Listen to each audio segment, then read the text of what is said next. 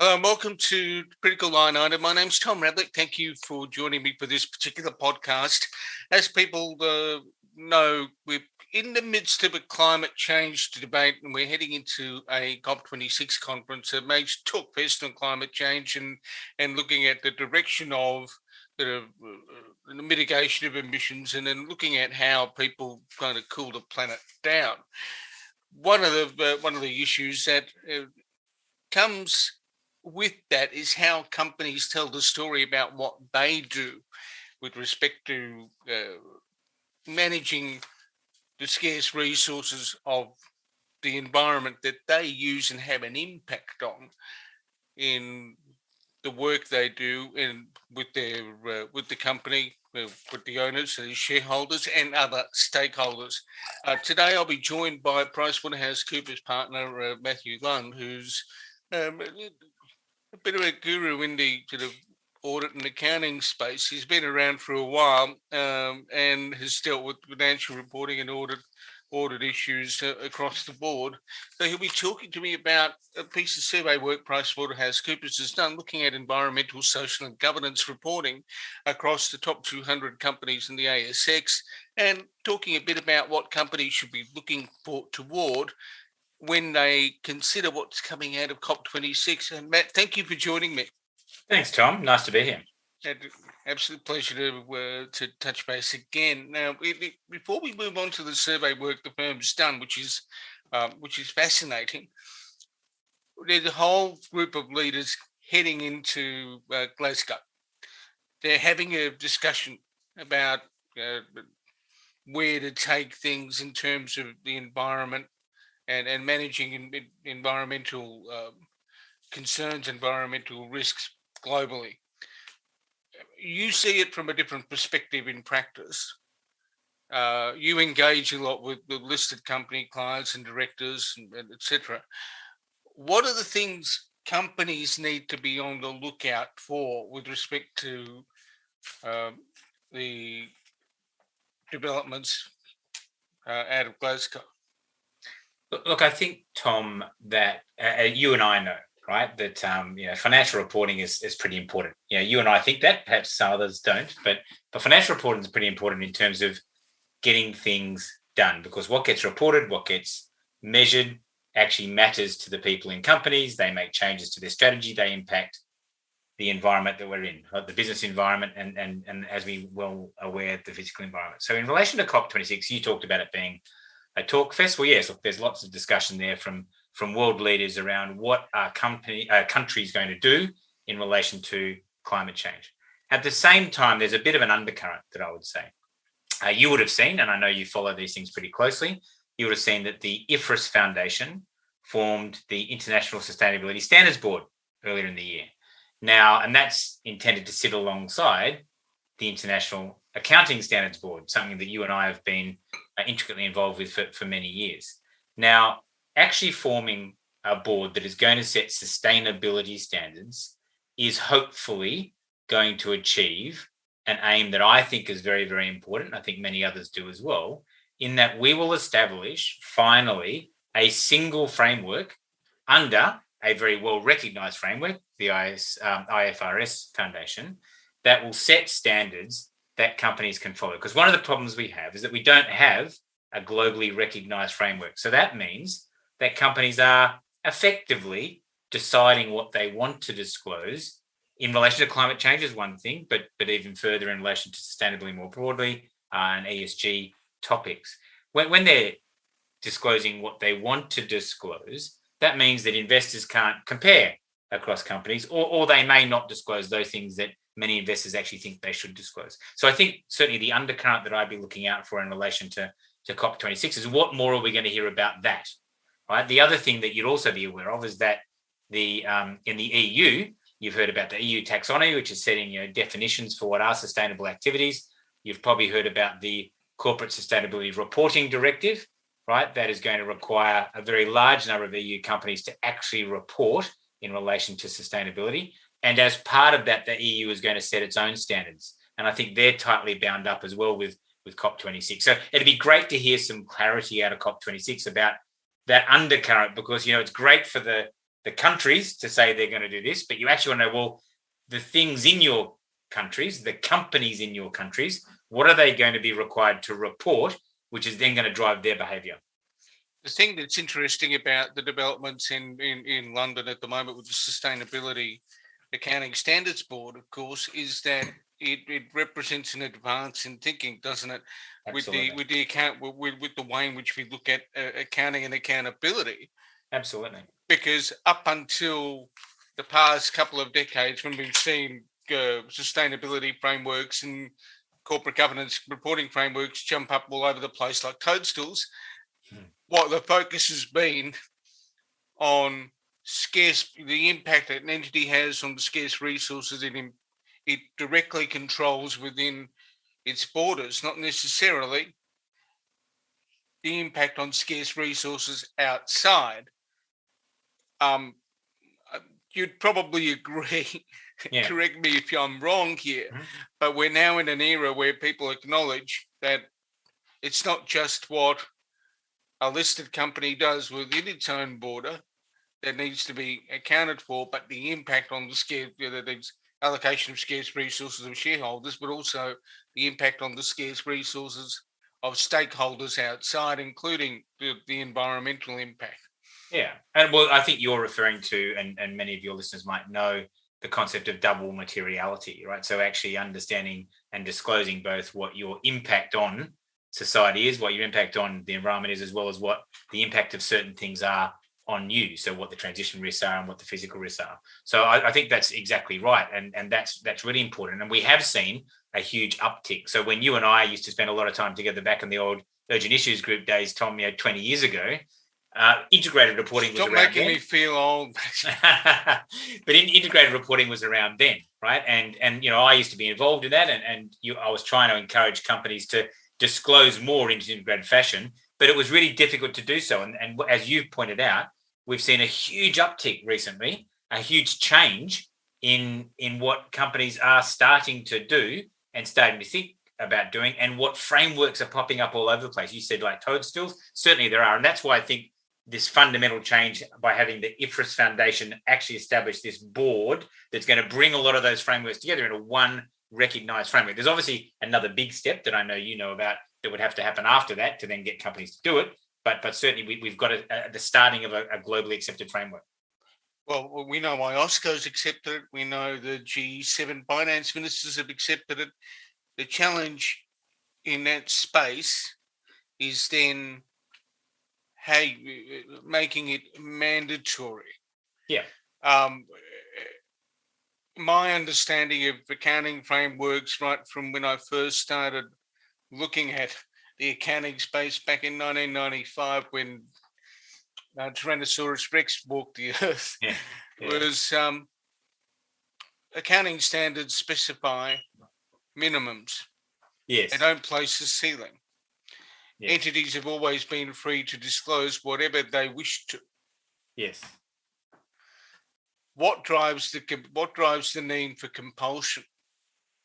Well, look, that's a really interesting question. And actually, I believe that disclosure of things like climate, your impact on climate, what you're going to do about mitigating, as you referenced before, your disclosures around social and your policies in relation to social diversity, inclusion, are actually a value differentiator.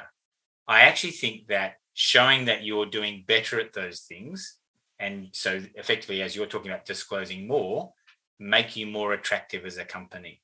So I think there's a big impetus, Tom, for companies to go beyond, and it actually becomes, not necessarily the best turn of phrase, but a bit of an arms race. And that's what you want. You want this arms race because this is a great arms race. If companies are striving to be the best company in terms of climate, the best company in terms of social commitments, the best company in terms of the way they govern themselves, we want that, right? That's a great arms race. Let's have that every day. And I think that there is an impetus for companies to do it because you've got now huge investor groups, and you've seen many of them come out and say, we are only going to invest in companies that are sustainable. We're only going to invest in companies that make a difference in the world. So that's actually showing you that capital flows are actually making it a really good reason to be better.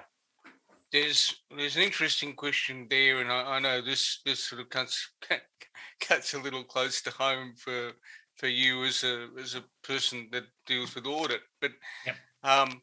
It's an interesting cycle because institutional investors invest in financial institutions. Financial institutions are considering to whom they might lend money. That is, are certain kinds of companies more risky to the environment, or are certain kinds of companies likely to not be around for an extended period of time? Therefore, so it becomes a part of the business cycle, doesn't it?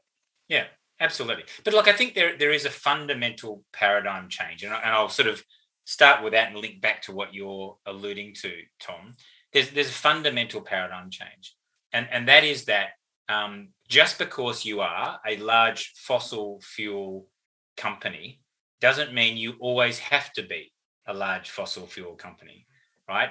The people that are investing in you aren't necessarily investing in you. In fact, I think in very rare cases, investing in you solely because you're a fossil fuel company. They're investing in you because they believe that the money they've given you is in good hands with the board and management, and that board and management have a great strategy that's going to mean you're not only just going to get your money back, but you're going to get a good return on it. They're not necessarily solely bought into that you have to have that return on investment from fossil fuels. And what you see already is very large fossil fuel companies thinking about their future. What will they be? In many cases, looking at how do they become renewable fuel companies. So that's the change in paradigm. I think that's becoming a reality. When you look at, and you were alluding to big financial institutions and banks and how they lend, similarly, I think it's really relevant to look at E and S together, right? So a large financial institution, and you're alluding to scope 3 emissions, so they get measured on who they lend to, the emissions of those people they lend to. That's their scope 3 emissions that they would disclose. A large financial institution that lends to companies that might be high emitters, one, wants to make sure that over time its scope 3 emissions reduce. Now, it can do that two ways. It can either stop lending to those people, right? And I'll come back to that. Or it can work with those companies and people as they transition over time to be lower emitters. Now, going back to that first part, by stopping to lend to big emitters right now, you're actually probably failing the S part of your ESG, because you have a social responsibility to make sure that you do things in a way that doesn't harm the community. And if you just quickly pulled out of every fossil fuel emitter, you can devastate communities. You can devastate people, particularly if you're a very large lender. So I think you've got to balance the E and the S. You've got to say, okay, we have to get our scope 3 emissions to trend down. And you've heard about glide paths. I know you'd be all over this, Tom, right? And the Science-Based Targets Initiative, and looking at sectors and how the glide paths work. You've got to work out, well, how do we over time work with our customers to help them transition to a lower emitting future, so that we also meet our social responsibility. Now, that's a convenient segue to look at the actual survey work the firm's done. I thought we might get around to the survey eventually, Tom. No, you've been doing quite well on the other stuff. Why would I interrupt you? And you've got a series of bullet points that are fascinating. 87% of top 200 companies that have returned substantial, meaningful ESGs, and it's up 29% from last year, which means things are improving. Absolutely. What are the other observations from the work the firm's done in this space, looking at the top 200, that you think are important? Yeah. So look, I think we need to differentiate information from strategy, right? Because disclosure of information is fantastic. Like, it's really important that companies disclose information, but actually, without it actually being embedded in the strategy of the company, then it's really not meaning much. And so what we really want to see, and so don't get me wrong, the report shows that there's been a significant improvement across a wide range of areas. However, that doesn't mean there isn't room for more improvement. And one of the areas that we would see for improvement is that we need more companies to, in addition to stating targets, and there's even room for improvement there, to then have plans with short, medium, and long-term goals that are tied to executive remuneration, right? And you know that if we actually get it tied to executive remuneration, it's going to start happening, right? Because executives are going to start making the changes to meet the targets in accordance with the short, medium, long-term goals that impacts their remuneration. So I think that's one of the big observations that I think that we'd like to make from the report. I think let me sort of tease a couple of things out with you, because something you said there is particularly, I won't say profound, but it is important. When we talk about information that is just fact, then you talk about strategy. That is, you're overlaying, you asking people to cut a vein and bleed a little bit more. Now, one of the challenges in getting corporates to bleed a little bit more in public disclosure is that they're not only disclosing to shareholders when things hit the ASX, they're also disclosing to competitors. In looking at disclosure and in talking to people in corporates about how they get more comfortable about having a more open and conversation with the market, what are the things you're finding? The old hesitancies sort of disclosing things that might assist competitors, for want of a better word, disappearing? Look, I think I'd answer that in two ways. So one, I've long been somewhat critical of that argument, right? I think that you'd have to go a long way in terms of your disclosure at a very, very detailed level to really give up a competitive advantage. Because, arguably, you've got strategies. Many of those strategies in terms of new products are actually already observable to the market in many ways, because you're putting the product out there. You're not giving away, if it's a physical product, you're not giving away the chemical formula that created the product, but the new product's there and what attractive about that new product. So I've been pretty critical of, really, are you really going to give up a competitive advantage by disclosing more? So I'm a bit critical of that.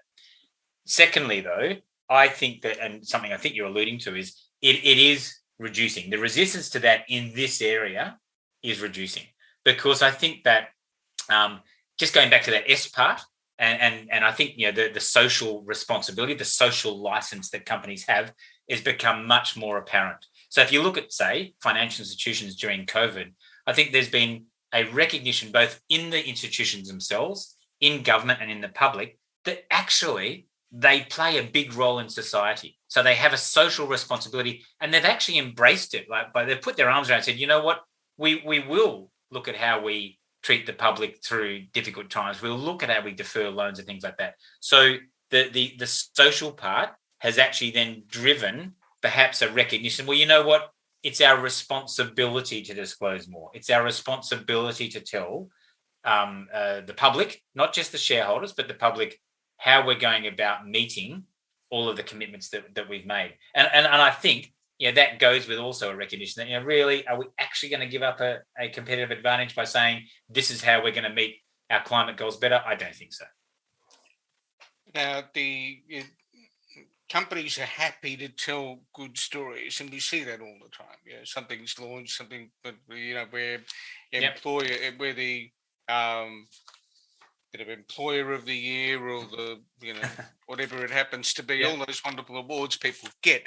But one of the interesting points that comes up in the work you've done is that there's not a narrative in about half of the ASX 200 company reports that have been analysed that talks about the negative impacts on their operations. Can you expand on that? Look, I think that goes to that concept of double materiality that we talked about earlier.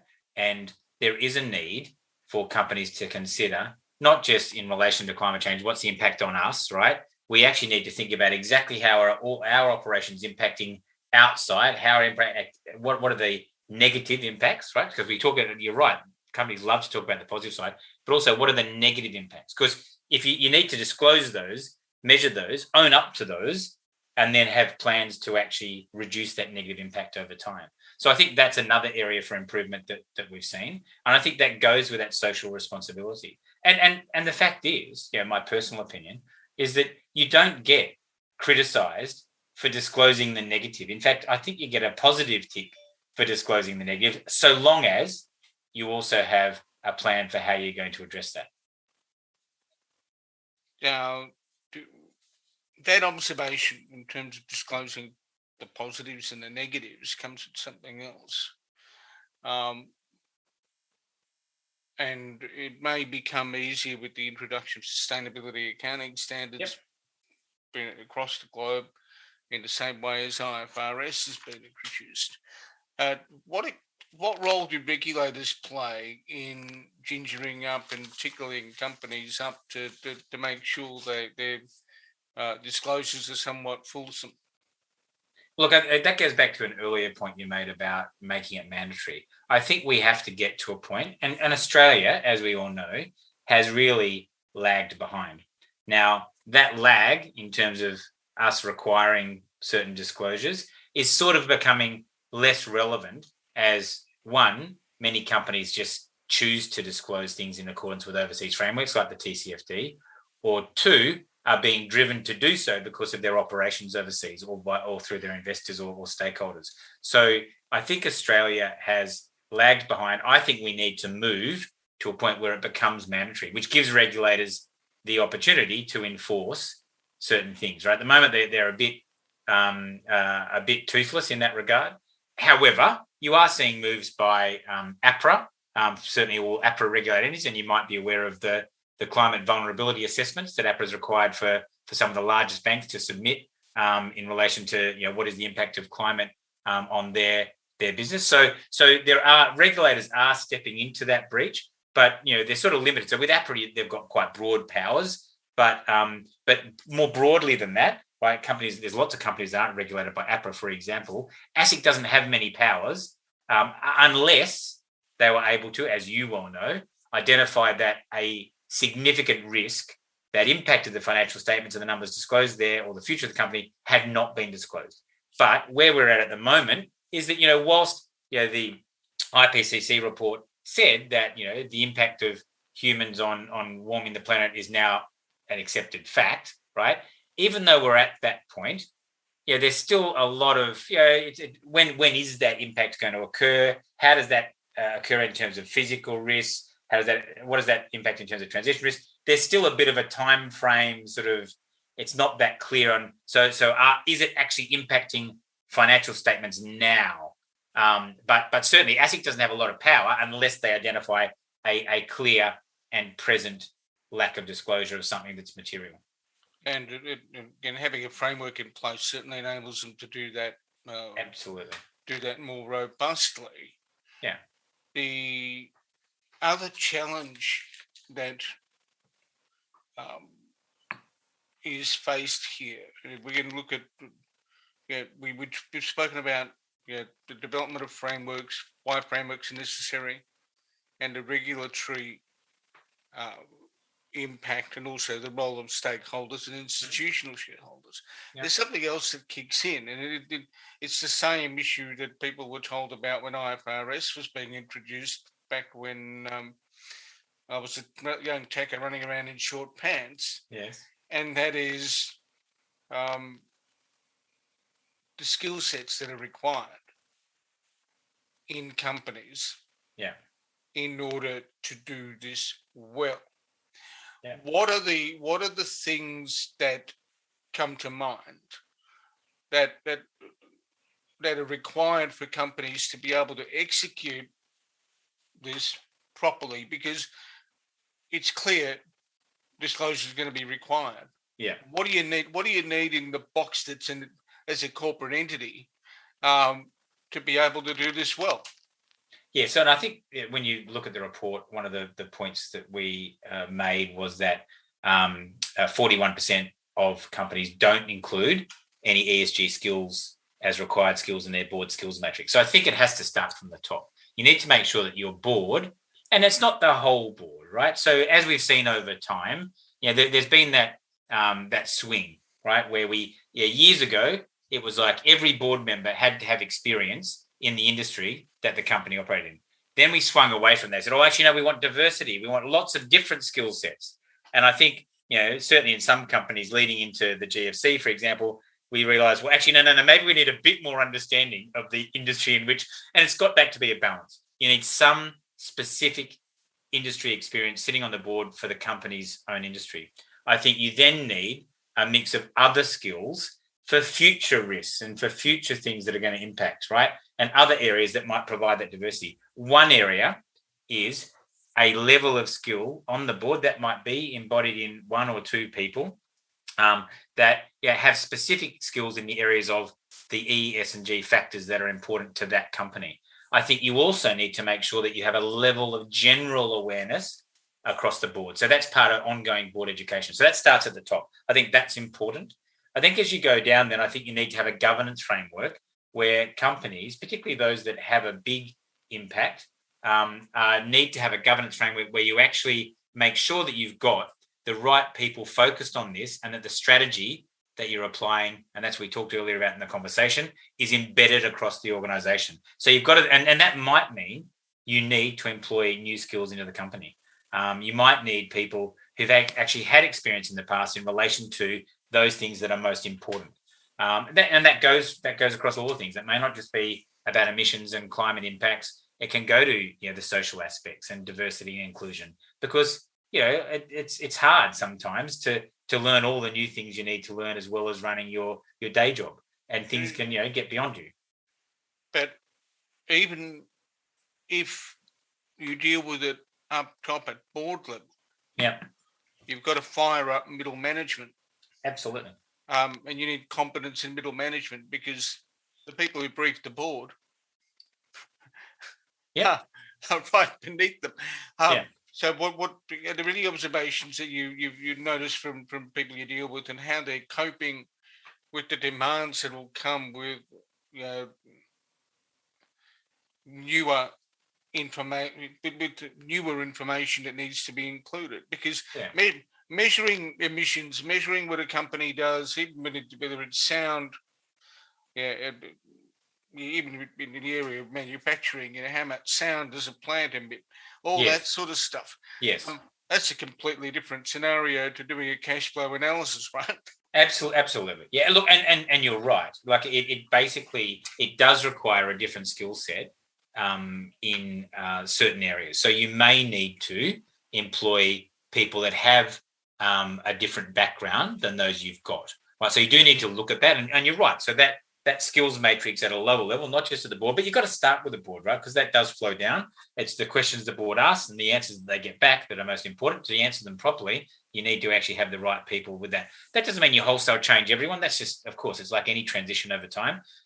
It's a combination of new skills in potentially new people and raising the skills and awareness of the others that you have. So I think that you're right. You definitely need to think about that across the organisation. And as we see, when you look at our own recruitment for PwC, the graduate intake, what we're looking at the skills we bring into the firm, right, at its lowest level, as well as different levels on the way up. And big corporations are no different, right? They need to think about the youngest people they bring in, and they bring different skills. They've got different degrees or different aspects of their degrees, and it flows all the way up. I guess it's a convenient way to sort of wrap things up. I mean, if we can look at the two sets of frameworks briefly, that being the financial reporting and then integrated reporting / global reporting initiative / triple bottom line, whatever. To what extent do you think, given your history and background, is we're going to be a bit of crossover in what we see, where the two, what we see develop over time, where the two broad areas very much separate and distinct. No. Well, it's really interesting you asked that question, right? So I'm not sure if you've seen it, but Mark Carney wrote a book in March, or got released in March, called, it was Value, but with a bracket S, Values, Value and Values. And it's called Building a Better World for All. Now, in that, he talks about the link between values and value. And I think this is exactly what you're getting at, Tom, the what you're alluding to. So the valuations that are adopted in a set of financial statements are actually impacted by the values that a company adopts, right? So the valuation of a particular item of plant and machinery is impacted by how it operates in the environment, what decisions it makes about how it's going to operate in the future, what are the cash flows that then derive into the valuation that drives the plant and equipment. So I think that they are totally interacted. And in fact, one of the things that companies haven't been great at, I think, in disclosing to date, is that actually, to the extent that there was a material deterioration in the fair value of something that's carried at fair value as a result of climate, that is built in there. It's there, right? It's not being ignored, but they don't necessarily disclose that fact as well as they might. I think that will become much more apparent as we have disclosure impacts. What are the assumptions around climate, for example, in valuations of financial instruments and other things? But certainly, I think they're intricately linked, and I think that Mark Carney book drives towards that. I think you've got you've got a lot of work that's been done in the survey, and there's been a lot of ground that we've covered. Matt, where do people go to have a look at the survey itself online if they want to have a bit of a look after they've listened to this? Yeah, well, you can certainly see it on our website, so www.pwc.com, and search the Australian arm of that website. It's there, easily downloadable, pretty easy to find. There's also quite a bit of other information that we're pretty proud of in relation to things that we've got in relation to ESG, so looking at green hydrogen and other documentation and thought leadership pieces about the future, because certainly it's something that's I'm passionate about, and the firm itself is passionate about as well. That brings to an end our chat for today. Look, Matt, thank you so much for joining me. It's been an interesting discussion, a bit of a look at COP26 and where things are at the regulatory framework, also the work the firm's done. So thank you so much for joining me. No worries. Thanks, mate. Nice to talk to you. Cheers. Thank you.